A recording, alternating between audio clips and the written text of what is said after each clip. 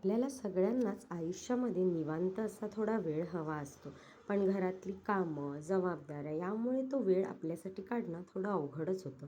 तरीसुद्धा रोजच्या गडबडीतही छोटे छोटे क्षण आपल्याला शांतता देतात.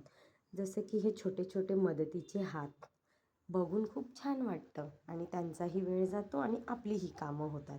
सगळं मटार वगैरे सोलून घेतले, दूध तापवून घेतलं आणि मग मी निघाले घरातले काही सामान संपलेलं ते आणण्यासाठी. सामान घेऊन निघाले आणि येता येता रस्त्यामध्ये माझं हे पॉकेट कुठेतरी पडलं. नशीब बिल्डिंगच्या खालीच पडलं होतं. मग एका काकींनी ते आणून दिलं. त्याच्यानंतर दुपारच्या जेवणाच्या तयारीला लागले. आज म्हटलं साधंच काहीतरी करूया म्हणून तिखट दहीचा बेत केला आणि टिफिनसाठी बनवलेली भाजीसुद्धा होतीच. इकडे तिखट दही बनवून झालं आणि बाजूला माझा भातही शिजून रेडी झाला. जेवायला थोडा टाईम होता म्हणून मग आणलेलं सामान आधी लावून घेतलं. जागच्या जागी असलेलं बरं. नंतर जेवून घेतलं. जेवल्यानंतर मला असं गोड खायची खूप इच्छा होते. तुम्हाला होते का? मला कमेंटमध्ये नक्की सांगा. थोडीशी झोप काढली आणि लगेच दुपारची वेळ झाली.